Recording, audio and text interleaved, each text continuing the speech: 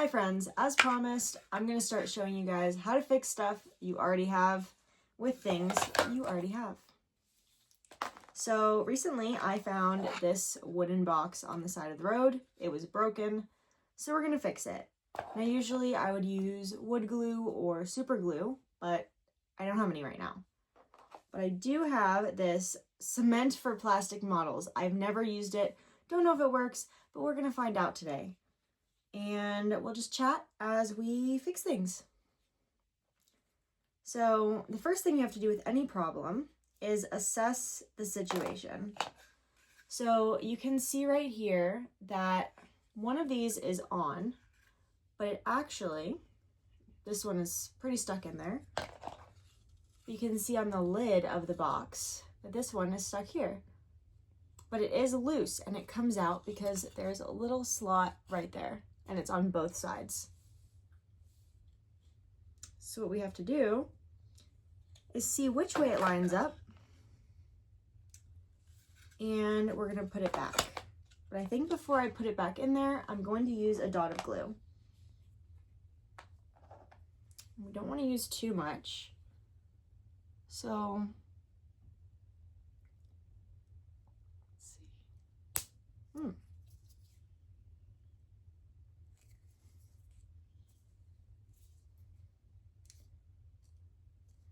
And sometimes you can take things that are literally garbage on the side of the road, bring them home, and with a little bit of fixing, they're actually really nice usable objects.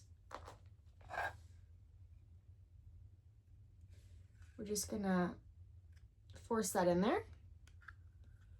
And since usually you want to hold stuff when you glue it, but since it has been glued and it's in such a little crevice, and I think I'm gonna do the same thing, I'm gonna rip this one out.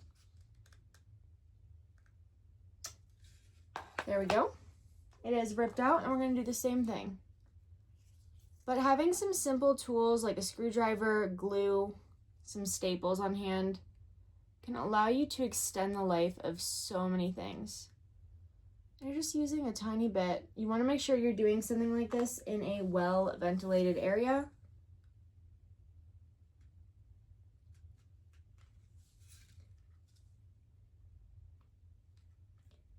You just push it back in.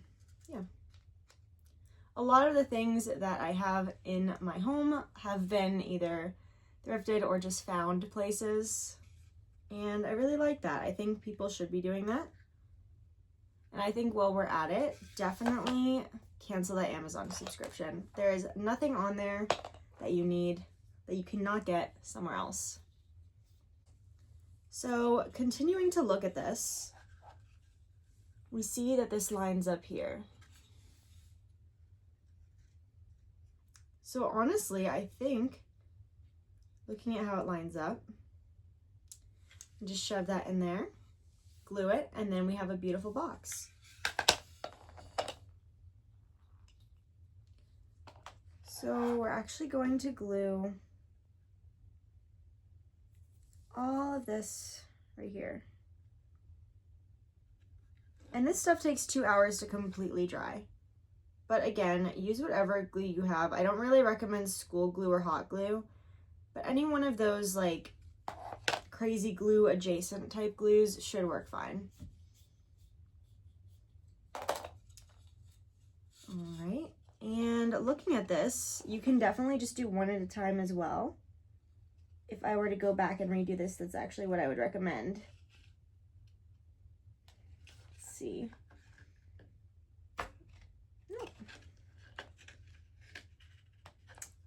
Did I break it more?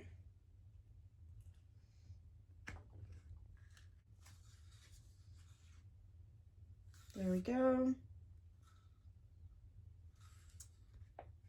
And it is completely closed. It looks as though I may have damaged this part a little bit, which I will come back and reassess later. But now we have a working box, which I can stain, I can paint, I can do whatever I want with. But while that's drying, I was actually thinking a lot yesterday, especially about the video I had posted previously about what we can do, and I've been thinking about it a lot. And I've been having conversations with a lot of people over the past 24 hours. And I think that there's a lot that we can do.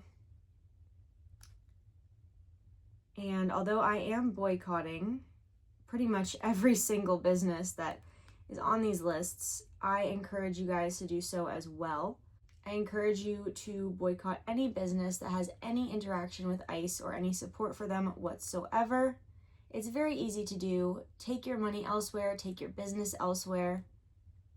And definitely this Friday, there is another blackout, which means no working, no shopping, no school, nothing.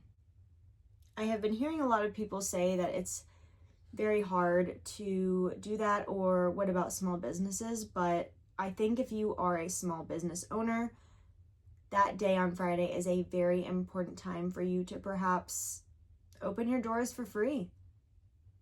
Start having community aid, because a lot of people are going to need it. And it is one day. I know that not everyone can do this, but a lot more people than they think can do this. And we need to build up the momentum. We need to build up the organization and the funding to make sure that we can start doing this for longer periods of time. But we need to get organized. We need to take this seriously, and we need to make sure that all of this helps, because what else are we doing it for? So Friday, no shopping, no school, no work, nothing. If you want to do something, I would really recommend helping out the people in your community that are affected, helping out minorities, helping out people that are at higher risk than yourself. I will be back on here tomorrow fixing something else, but definitely do not feel like you don't have any power in this. If you are not out at a protest, there are other things you can do, but definitely don't use that as an excuse to do nothing either.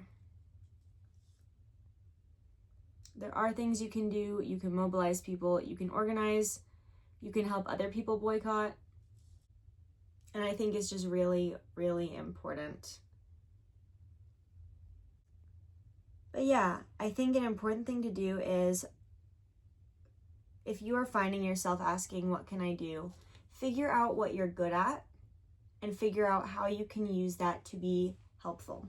So for instance, I can volunteer, I can make art and distribute it, I can make information and distribute it, and I can organize.